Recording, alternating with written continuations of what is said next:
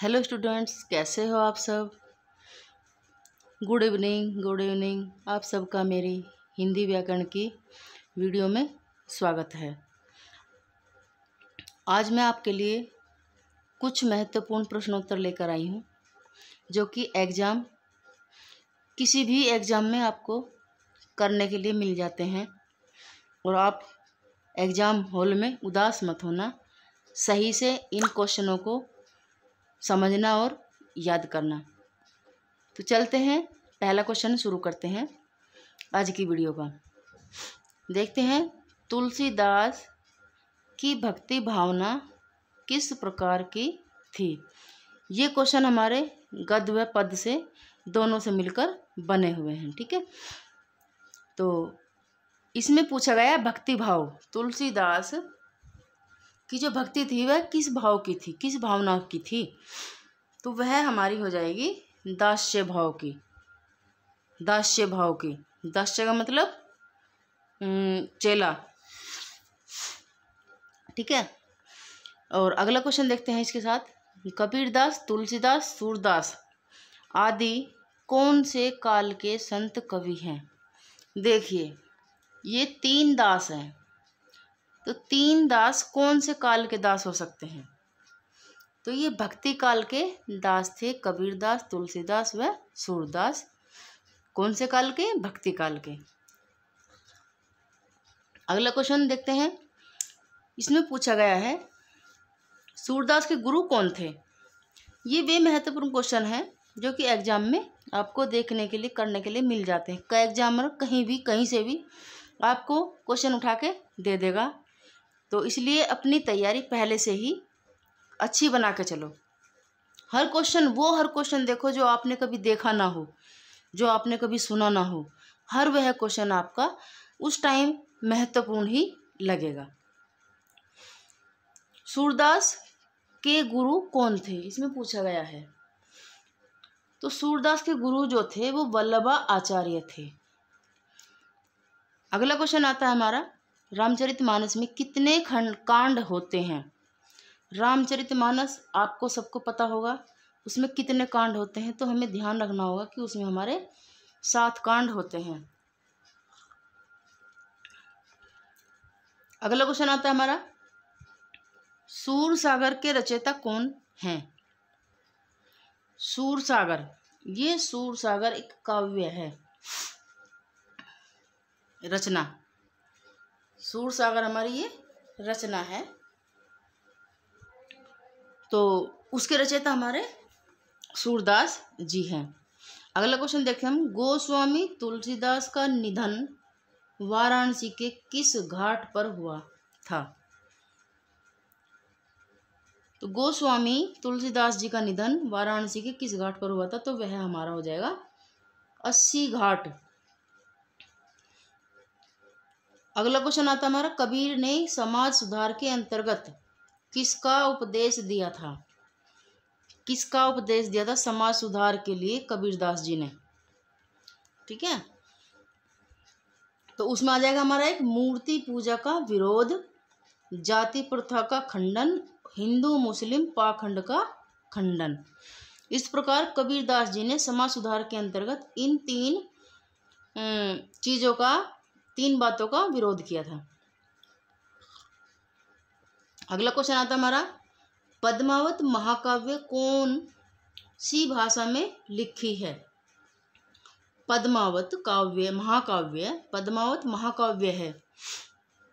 ठीक है, तो यह कौन सी भाषा में, इसकी भाषा पूछी गई है, तो वह हमारी हो जाएगी अवधी।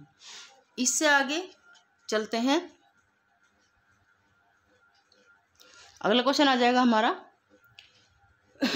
इम्पोर्टेंट क्वेश्चन है, मुगल बादशाह शाहजहां ने किस कवि को महाकवि राय की पदवी दी।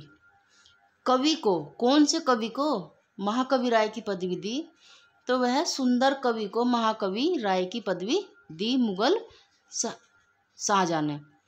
अगला क्वेश्चन आता हमारा, हिंदी का कौन सा प्रेमाख्यान कवि एक आंख का प्रेम आख्यान कवि, क्वेश्चन को समझने की कोशिश करते हैं, एक आंख का काना था। तो एक आंख का काना जो था, क्योंकि कानों में गुण बहुत होते हैं क्वेश्चन के माध्यम से, तो यह हमारा जायसी हो जाएगा। अगला क्वेश्चन है, सूफी संतों की शैली क्या है। इस क्वेश्चन में पूछा है कि जो ये सूफी संत होते हैं तो उनकी शैली क्या होती है। तो यह हमारी मनस्वी, इस क्वेश्चन का आंसर हो जाएगा मनस्वी शैली सूफी संतों की होती है। अगला क्वेश्चन, हिंदी का प्रथम मौलिक उपन्यास कौन सा है। प्रथम भी है और मौलिक भी है। क्या है? उपन्यास। तो वह हमारा परीक्षा गुरु हो जाएगा। अगला क्वेश्चन, पुस्तक प्रेमचंद द्वारा लिखित है कौन सी।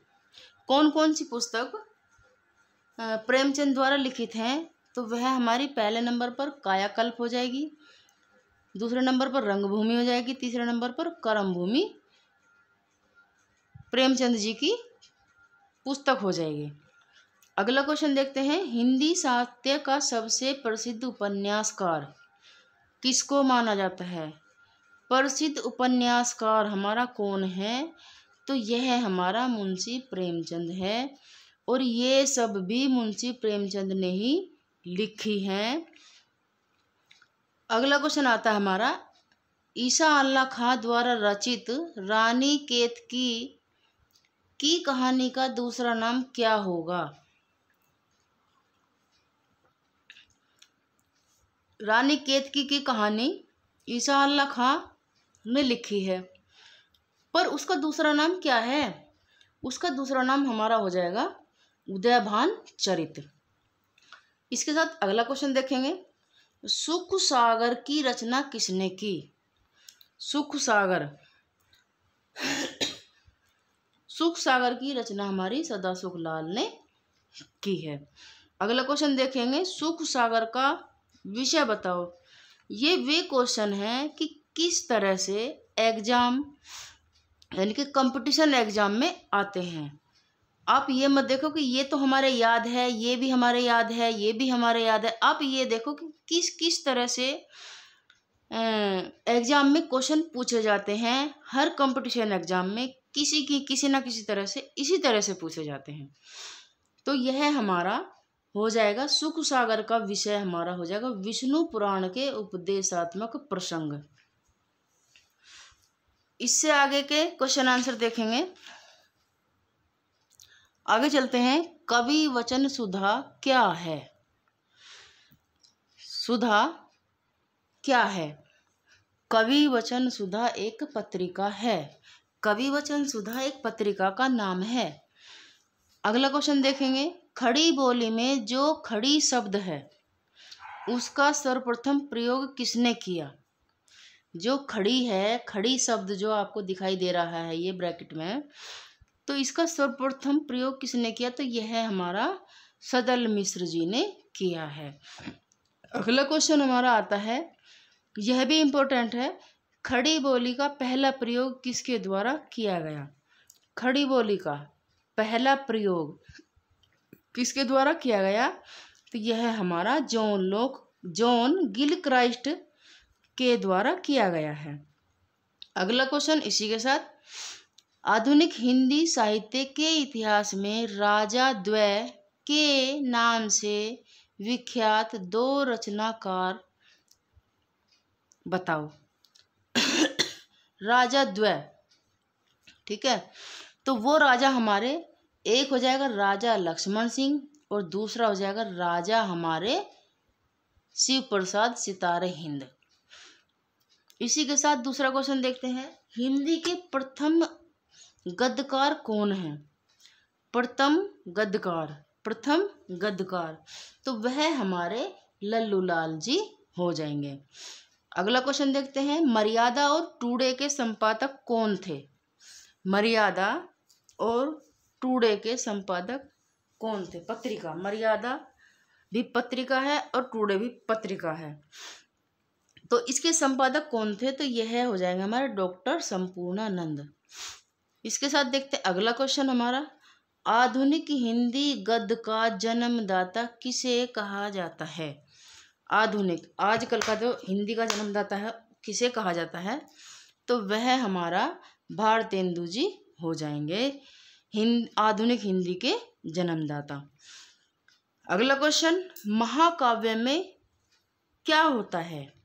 यह क्वेश्चन इसी तरह से आएगा, आपको करने के लिए आपको ये बताना है कि ये पूछ क्या रहा है।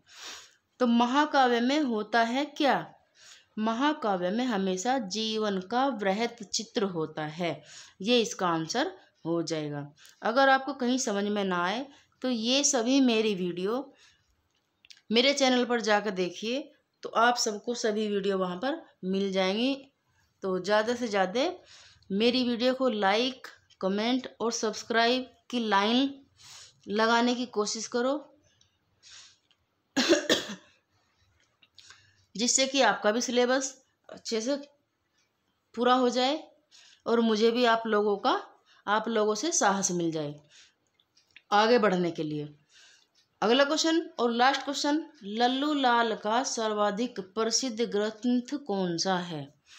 इसी तरह के क्वेश्चन आपको एग्जाम हॉल में, एग्जाम पेपर में मिलते हैं। ये हर किसी एग्जाम के लिए, हर किसी कंपटीशन एग्जाम के लिए ये क्वेश्चन प्रयोग में होते हैं और परीक्षा में आते हैं।